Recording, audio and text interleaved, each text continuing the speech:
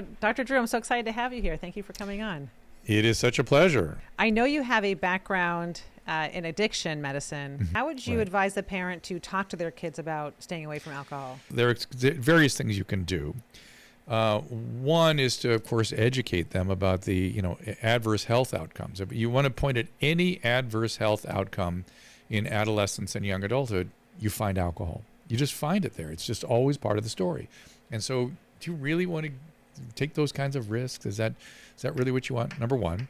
Number two, know your family history and what the child's risk for addiction is, and educate them that earlier the exposure, the higher the probability that things will, that disease can manifest. Those genetics can be made manifest. The earlier you're exposing yourself to substances. And then I took some, because I was dealing with people all the time that whose kids were dying. I mean, I dealt with very, very sick situations, very desperate situations, and parents would rarely do what I told them to do because it requires a certain amount of clarity on what you're doing. One easy thing to point at is, do I allow you to do any other illegal activities? Do we allow illegal activities in my home? Do I allow you to go out and do anything illegal? Is there anything I allow you to do that's illegal? Well, guess what? This is also something I don't allow you to do. Just another of the realities. Yes, not fair, blah, blah, blah. No, I'm sorry. The law is the law, and you're going to follow the law. And I will make sure of it. And trust me, and this is the part that parents never do. If I need to call law enforcement, I will. That's it. You're breaking the law. I will not tolerate that, period. And that's the piece that, and by the way, and then I went further, and I said, and oh, by the way, if another family thinks it's a good idea to serve you alcohol or to break the law, I will show up with the sheriffs and I'll be laughing my ass off on the grass while they haul their ass away. So that was my piece. My kids weren't invited to a lot of parties, unfortunately. So how a lot of parents will say they like sort of the European method, or the European, that's false. Okay. The European method, look at the incidence of alcoholic liver disease and alcohol deaths in France and Italy. It is off the chain. It's crazy. That whole notion is categorically a myth, and it's been disproven repeatedly. What has been shown is that you can even take adolescent mice who have the genetic potential for addiction, and exposure by essentially equivalent late childhood age increases the risk of alcoholism orders of magnitude. So the earlier the exposure, the worse the outcome. So don't, please. That is totally, completely a myth. And yes, they do that, and they pay dire consequences when families have that genetic potential. Right. When they do not, okay, maybe you can learn to moderate it, whatever. I don't know what the laws are like there. I just didn't allow legal activity for adolescents. I don't think that's a smart way to go. Some parents will even say, well, I want them to try it at home before they go to college. I want them to know their limits before they go. No, nonsense. It does not bear out in medical literature. If that were a good way to do it, I'd recommend it. I have no problem with it. I have no, it's like not like I'm offended or it's some philosophical problem. It just has bad outcomes. It's not good. And the bigger, again, I have a very specific point of view because I dealt with the sickest of the sick. I dealt with really serious situations where people were dying of these conditions. And I saw that kind of stuff over and over and over and over again. It was always there. The number one place for a kid with a severe substance problem to be exposed to that substance, alcohol, cannabis, is the home. That's that's numero uno place. And if they're exposed, my experience, by age 12, you're going to be in big trouble if they have that genetics. Wow. Okay. And what about marijuana? Did you see as much issues? I asked because marijuana is now legal, and I feel like it's more legal widespread. And it's very potent, and we're seeing a lot more problems. I've got family members in recovery from cannabis right now, and it was devastation for them. Wow. Yep. So you take more of a strict approach because of your background. I actually appreciate you saying that.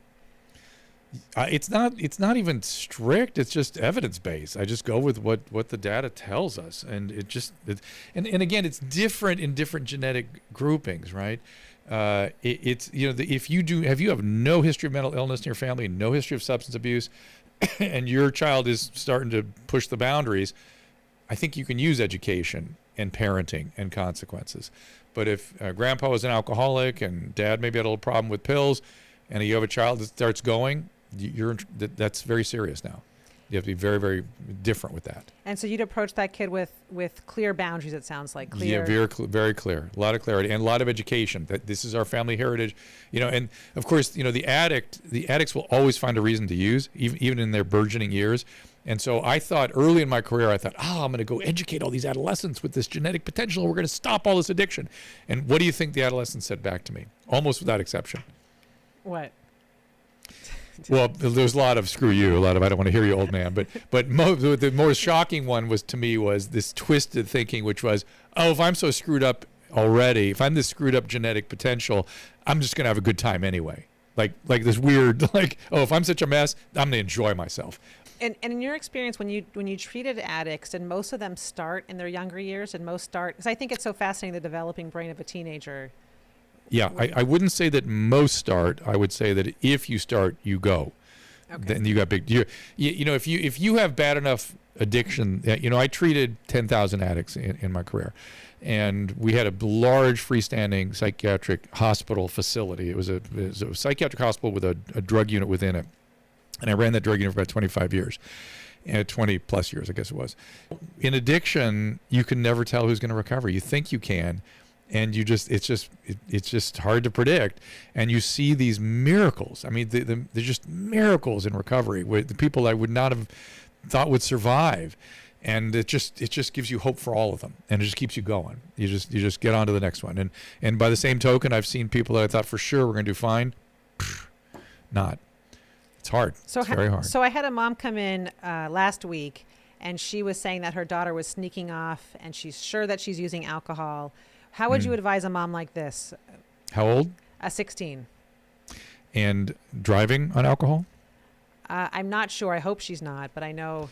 If she is, I would have her picked up by the cops. I would have her arrested. Period. End. Stop. I mean, full stop. That's what I would do. I would say, I've got to, and I would try, this is what I used to do a lot of, I would try to find a sympathetic judge around who would mandate treatment. Some kind of treatment for the kid, and that treatment is in place, and they have to be. It's called like assisted outpatient treatment, where they have to follow up as a condition of their freedom. Frankly, if it is someone, does she have a family history? Is there a first degree relative with alcoholism or addiction? Yes, the father actually does have a history of alcohol. Yeah, then I would be this. I would bring it down hard. I would get a mental health professional involved. I think, and I would create real. The mom is not going to be able to do this one on her own. First of all, I would put the child in the hands of a mental health professional because of the high probability that this is a more significant problem. And then mom's got to go to a program called Al-Anon, where she gets a sponsor and has her own support, because the disease of alcoholism and addiction is interpersonal. It takes advantage of everything. All the best things about the human experience, addiction takes advantage of. So our reasoning, our emotional systems, our interpersonal conduct all gets sucked into this illness. I always tell people, did you ever see The Little Shop of Horrors? Long time musical? ago. Right. So you remember the Audrey 2, the plant? Yes, of course. What happened if you went in the room with the plant? You got eaten up. You got eaten up. And it's a perfect model for alcoholism. You go near the plant, you go in. No matter how much you know, no matter how good your intentions, and all your great parenting instincts get subverted to the condition. So every instinct you have will be wrong. So you need to have a Al-Anon sponsor or a therapist of your own. You can use a therapist also to be there with you in your corner going, no, I know you want to do that. If this child didn't have alcoholism, that's what you would do, but not in this case. That's not how you do it. You have to stand here with me, and I'll be here with you. And how did you stay out of the plant in The Little Shop of Horrors? I don't remember. I don't remember. You had somebody pull you out. You had somebody else there. Perfect model for alcoholism and addiction.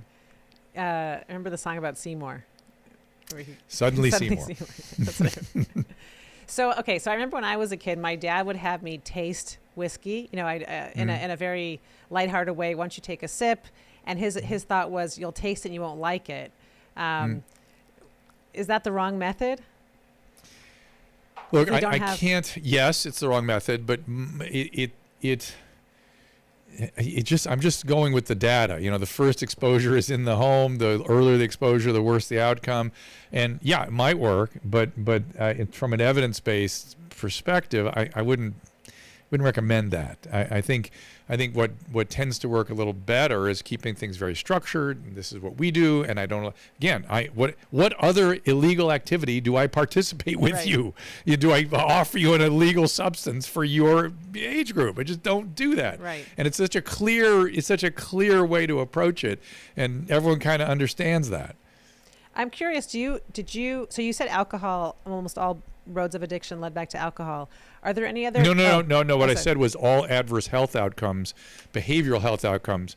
So in terms of accidents, fights, unwanted sexual contact, STDs, pregnancies, you name it, you will find alcohol. You'll find alcohol in later adolescence and young adulthood, and maybe to some extent middle adolescence.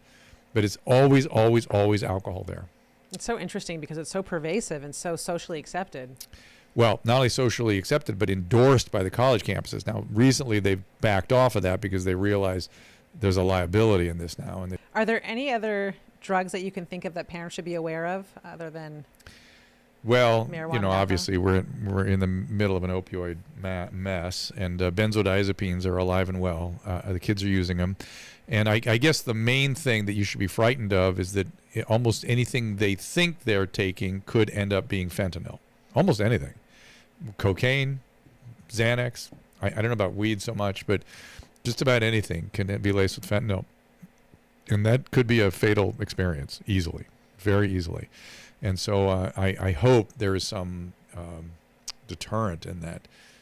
They of course, they have magical ways of thinking at that age group, and until somebody around them dies, they don't believe that it could affect them. I think this is helpful because as a parent, I'm thinking my approach to how I talk to my kids, I think, will be different, to be honest, after hearing what you're saying. You have to be super clear. Now, remember, I come from a certain heritage and experience, but I would tell people all the time these sorts of stories in situations where they really needed to do this, and they wouldn't, and the kids would die. And that was it. It can be these are really dangerous things. These are major mental health issues. And the fact that we sort of treat it casually is a gigantic mistake. Honestly, when I think back, I've been in pediatric practice now over 10 years. And when I think back to the few deaths, thankfully that we've seen in our practice, most have been related to drinking, of course. to drinking and drugs. Of course. It progresses. You cannot stop the progression if the relationship with the substance continues. Might be slow, might be fast, but this thing progresses. And it's awful. It's awful. It's a deadly condition. And it only takes the best and the brightest. And it's one of the other reasons I like working in the field. When these folks recovered, they were fantastic people. But the disease turns them into somebody different. Into the Audrey 2, the plant that eats people and everything around it. That's so interesting. I wonder, do you have any idea how many successfully recovered? From my program? Yes. It's hard to tell because if you don't, it's an interesting thing. If you don't lose people to follow-up, so we had a very elaborate alumni and aftercare plan and all kinds of stuff. And if we kept people with us, it was at least 50%, at least. These are very sick people. But there certainly were a certain percentage we just would lose track of.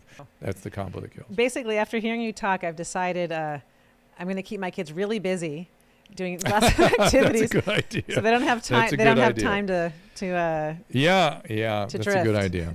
And again, if there is going to be a substance issue, this is sort of the other way to think about it is the later it comes on, the better, so to speak. Right. I mean, the less the consequence.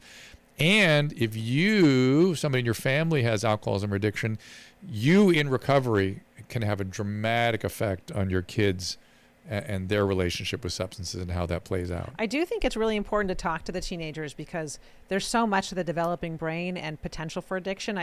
I've read figures like if kids start, like adult smokers, 90% plus of them started before the age of 18. And so I obviously I deal with a lot of tobacco smokers too, and I always ask them, what age did you start? And if it's under 16, you know what I tell them? What? You will never be able to stop we're just going to give you the gum and the lozenges. No tobacco, but we're going to have to stay on nicotine because you will not be able to stop. Wow. And there's a lot of good evidence to that effect. Yeah, the brain wiring in the young ages is really important. Mm-hmm. Mm-hmm. Okay, so now question about kids going off to college.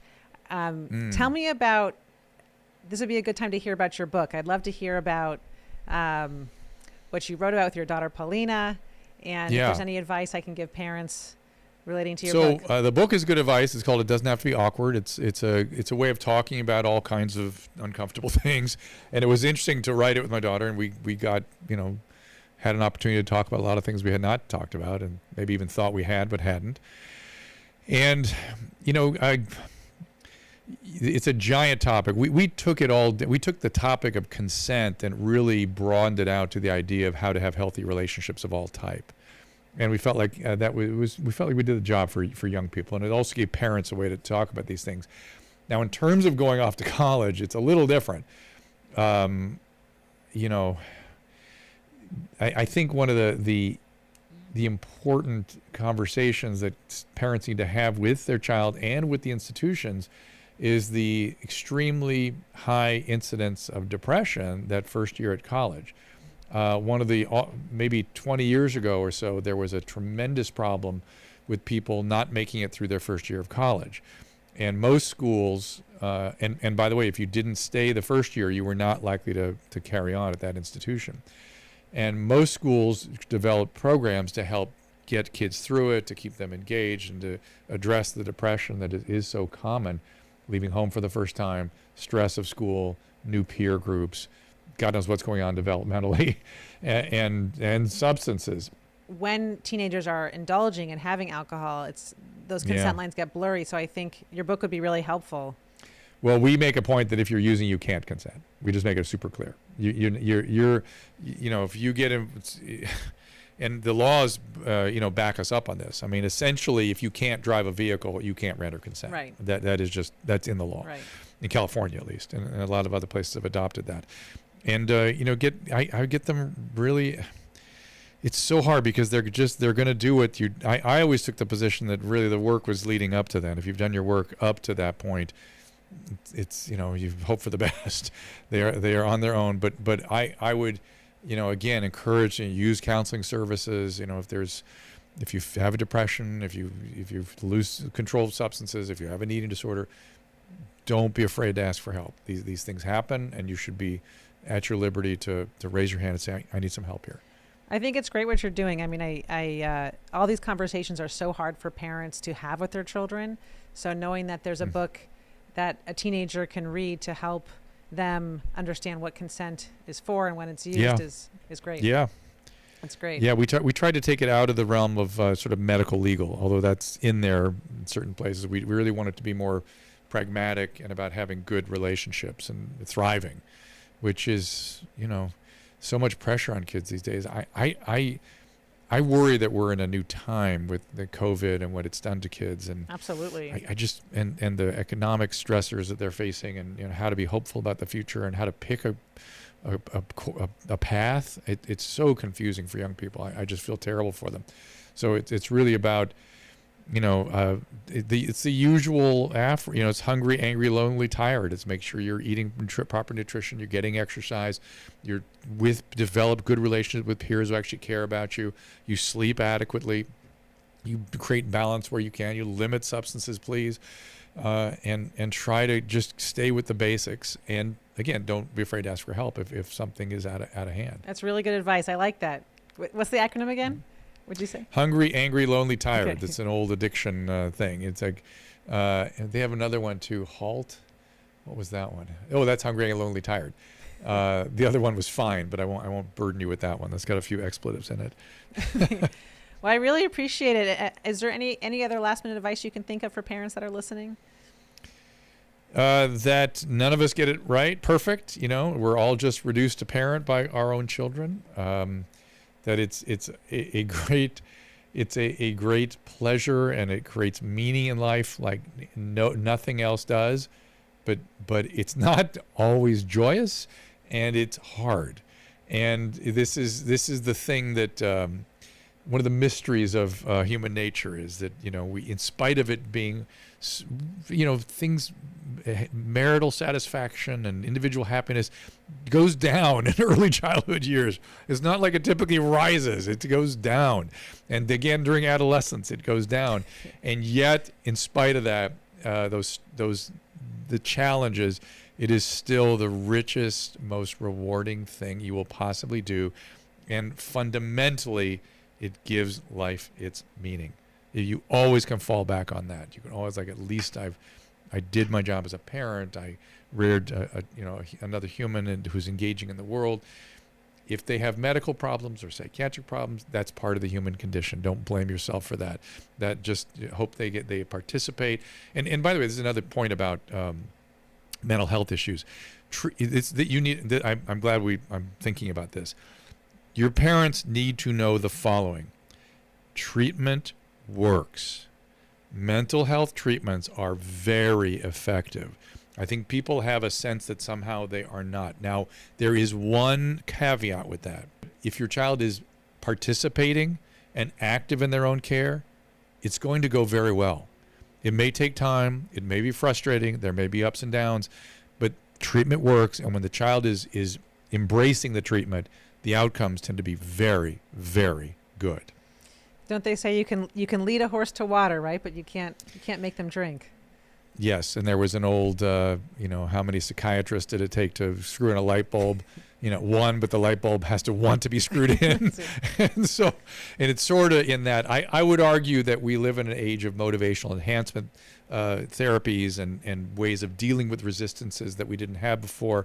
And so, resistance is something that's scary because it's not, I can't then say it's going to go well. It's scarier when there's resistance. It can still go quite well. Dr. Drew, thank you so much for coming on my podcast. It's been so nice to talk Pleasure. to you. Good to see you as well. I appreciate your time.